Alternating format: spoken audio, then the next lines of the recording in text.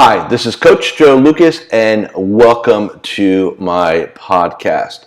My podcast is sponsored by PracticePower Academy, the industry's first and only 100% free, 100% complimentary coaching and training website. Create your business plan, your monthly game plan, your daily game plan. Learn how to create a powerful morning success ritual. Drive 50 referrals each and every year. Access over 300 hours of coaching content, 100% free.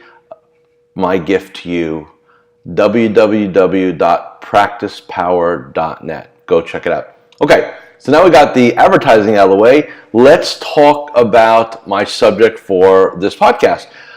Twice a year, I host a bunch of clients in a mastermind study group type format.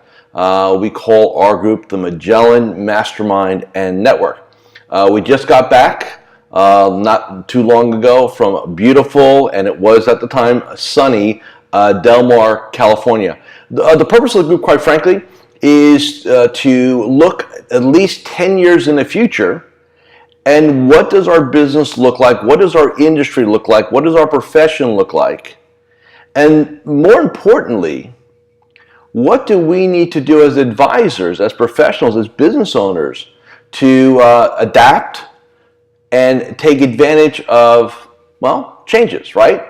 And I think we all can agree, and like I said, I've been at this a long time, over 2 decades, that at least in my viewpoint, I have not seen the pace of change like I do today any time in my career.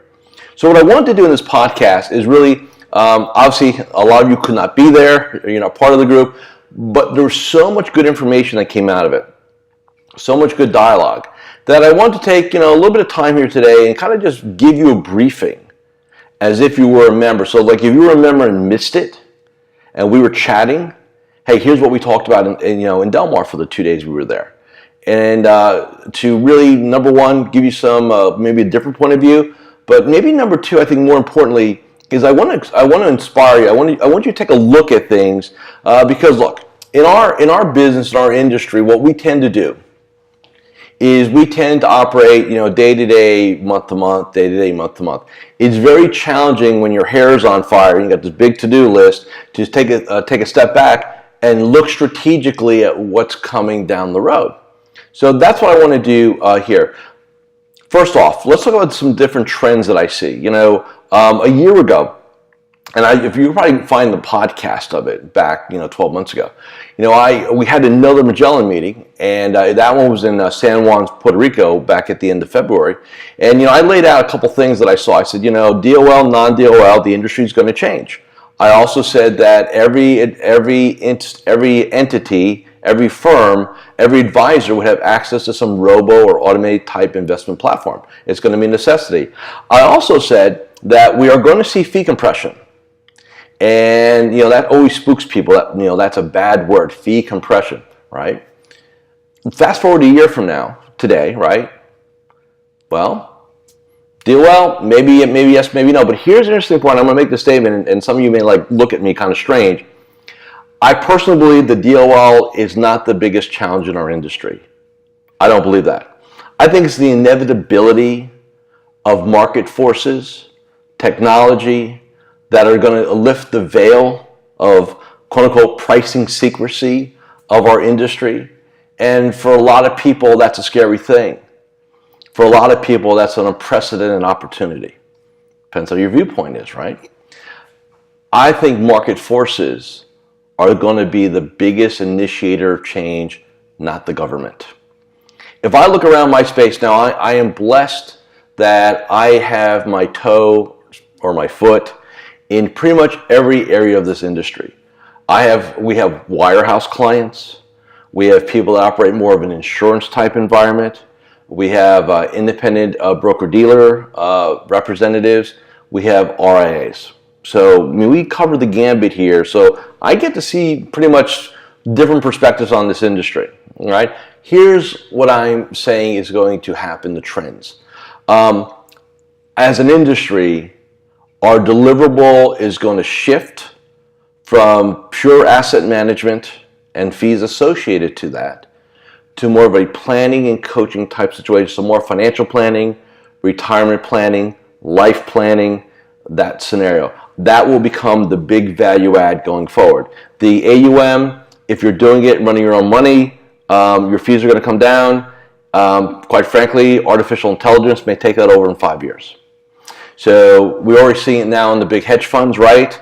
Automatic trading, AI being instituted there. It's just a matter of time before it trickles down. Robo-advisor, what's that? It's an algorithm, right? Now, for you active managers, I'm not here to debate what you do, how you do it better. That's fine.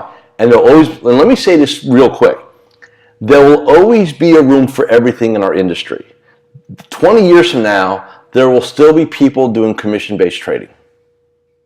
There's still vinyl records, right? Think about that. There's still vinyl records which were invented over 100 years ago.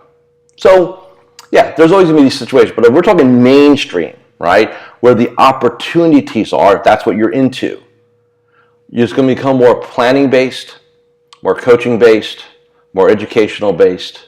That's going to be our core deliverable. In essence, that's what we're going to get paid for.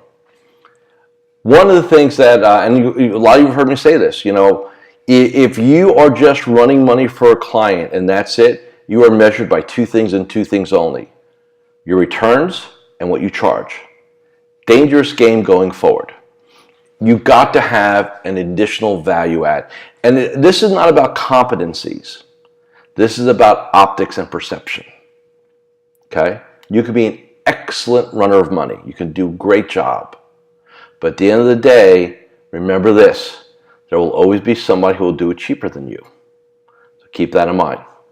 The other trend that I saw, and I've been reading these articles and kind of, over a period of time of some flat fee asset management, which is very unique. So I'm going to spend a few minutes on this. I think this is really going to be important. A little over a year ago, I had one of my platinum partners. We had an opportunity, and I'm not going to get into specifics because it's all confidential. We had the opportunity to do a second opinion review on a $26 million portfolio held at a major wirehouse, a major firm. When we looked at it, and this, by the way, this is not some inherited money with some kind of yo-yo who doesn't know what's going on. This is a very sophisticated business person. That's whose money it was. So they're a smart cookie. This is not some person that didn't know what was going on. They had no idea what they were truly paying. So this is kind of so when I say the transparency, here it comes. They had no idea what they're paying in fees. So all in, bottom line, $200,000, $187,000, something like that. Really freaked them out. Had no idea because again, most consumers only see the front end AUM fee. They don't see the back door, right? We get referred to the scenario. We look at it. My partners come to me and say, "Hey, how do we want to play?" And I said, "Look, you can go play the basis points game, and that's nothing wrong with that. I mean, that's it's the same mousetrap, maybe a little bit better." I said, if you really want to take a stab, and I read some articles about flat fee asset management. I thought that was very interesting. So I said, why don't we get outside the box and offer them something unique? So what we did, and I don't get into particulars, but we offered basically a flat asset management / planning fee annually, and whatever the platform costs are. So if we're going to hire managers, if we're going to run ETF models, whatever we're going to do, right? It's a pass through, 100%. 100% totally disclosed, right? Well, if you're an astute business person, you look at the math, and unless somebody's got some, secret sauce somewhere, your logic says I can cut my fees by almost half. I got to think about that. Bottom line, we won the business. In the last year and a half, I've had 10 situations where we, and not just this one, but other partners of mine, where we've actually gone out and put a proposal together on a flat fee scenario, and we've won the business every time. Where I think this is really going to be intriguing is in what I'll call the fiduciary arena, where you have nonprofits who boards have to act as a fiduciary, where you have 401k plans, where the sponsors have to act in that fiduciary capacity. I think those will be the early adopters of flat fee asset management because it just makes sense. It just makes sense. So I start seeing those dots. I've got 10 of those dots. I get introduced to another gentleman up in the Bay Area, more of a Gen XY type planner, running AUM also, and same story there. We're seeing it. And so here's my point to everybody. And look, you can just, if somebody want to dismiss me, I get it. That's totally fine. I respect your decision on that. I'm going to tell you, you're flat out wrong. 10 years from now, 2027, 2028, we are going to be in a flat fee scenario as an industry.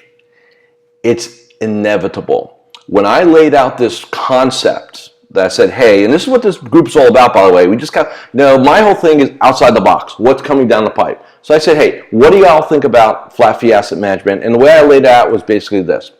You charge a fee, you have a cost of living adjustment built in there, whatever your platform costs are, managers, platform fees for ETFs, trades, whatever it is, pass through, totally transparent. What do you all think? And we literally wrote it out, looked at the pros and cons, how it aligns fiduciarily with everything.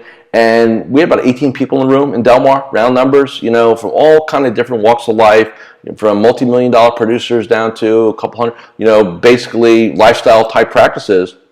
And everybody around the room said the same thing. They agreed. This is where we're going. So the question becomes, what do you do with this information? I think number one is think about it, right? Here's what I'm also saying. Don't run ahead and take a right-hand turn with your business model. I need you all to just process this for a bit. This is not going to come down the pike in the next 24 to 36 months. I think what you're going to see as society tends to, we'll have the very, very fringy, kind of crazy early adopters. We'll see some more. And that's what happened. I saw one scenario, then I see two scenarios, then I see three, then I see four, then I see five, then I got 10. And I look at it. And by the way, for some of you sitting there going, my God, it's going to kill my business. I've built models, on the plane coming back from Del Mar, just talking to some people at the meeting. You can still run a multi-million-dollar practice. So when I say flat fee, I never said what the fee was going to be. So, if you've got somebody that's running, let's say $26 million, could you charge a $50,000 annual planning fee? Answer is yes. If you've got $30 or $40 or $50 million, could you charge a $200,000 annual planning fee? Yes. So again, you get back into this scenario where it just changes the sandbox, it changes the conversation. So here's my point that I'm going to drive at, and then we'll talk about a couple other things today. And a lot of it's going to depend on your model. So let me give you kind of the adapters, kind of how it's going to look, okay? The registered investment advisors are going to have first shot at this because their model's built for this when you really think about it. The independents will be next in line. The insurance kind of, planners will kind of be in the, to me, what concerns me from an industry perspective are the wirehouses, the major firms. They are really, from a cost perspective, not set up really well for this. This will be probably the last set of adapters in my opinion, which I know everybody has one, right? But I really believe that that's going to be the struggle there because they will be at a competitive disadvantage at some point from a pricing perspective, right? And again, price is not the only value consideration, but going forward, quite frankly, it's going to be a big one, as transparency and look, if you look at a lot of industries, right?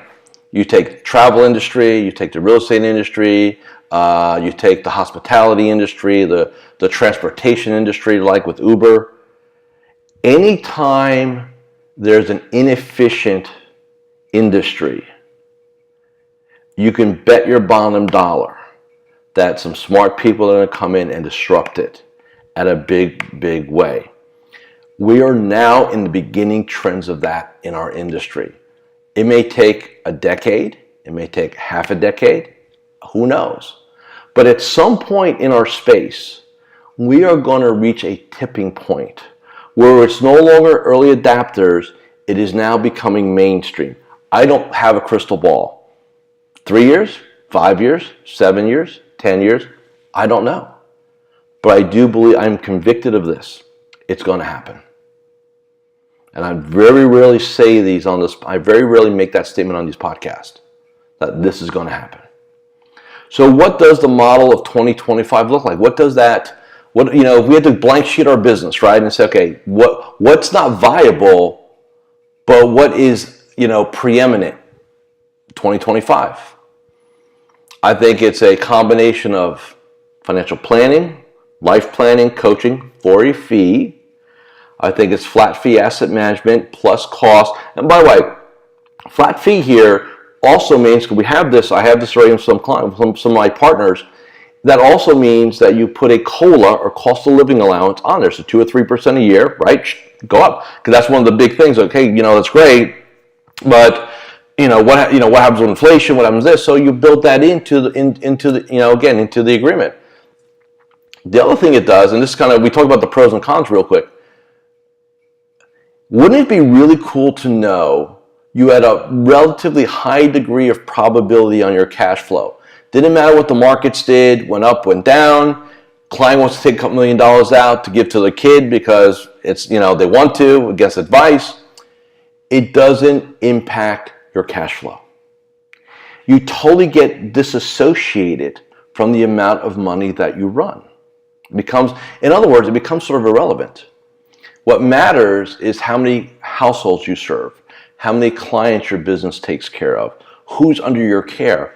It's a totally different thing. So the model of 2025 is relationship, planning, flat fee asset management plus platform cost, 100% transparency, a true partnership with client and advisor. And it's going to revolutionize what we do. It'll be a high technology, high touch, tremendous value add scenario. When I really thought about it, I got excited. See, I know some of you may be sitting there going, oh my God, what's this crazy guy talking about?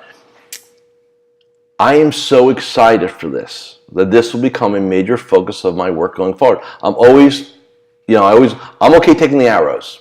I'm okay being the pioneer. I'm totally cool with that. I know this is the way it's going to be. So my question to you is, what do you want to do? You don't have to answer it today, but I want you to think about it. Do you want to you want to be on bleeding edge? You want to wait a couple years? You want to see what happens? You want to be playing catch up? Where do you want to be on that trail, right? Because here's the thing of all great entrepreneurs. Look, you look at a Richard Branson, you look at a Bill Gates, you look at a Mark Zuckerberg, you pick any entrepreneur you want. They have many qualities in common. Here's the one quality they all have.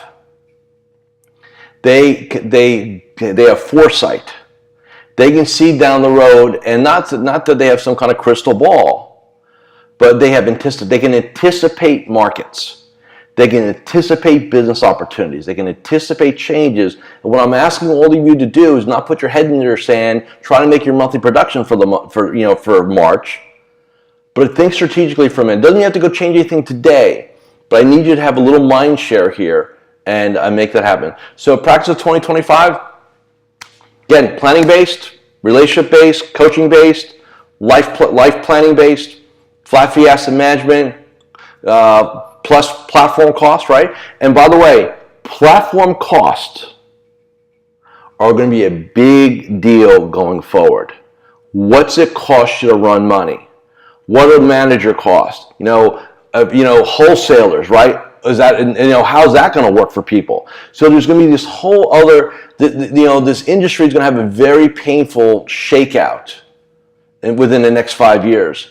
Because what's going to have to happen is you've got to find a way to provide, and your margins are going to matter, your costs are going to matter, because at the end of the day, it's a pass-through. In this model, it's a pass-through to the clients. The clients are going to see that. Why are we paying 35 bips for this manager? Why can't we find a manager for 15 bips? All those things are going to matter going forward.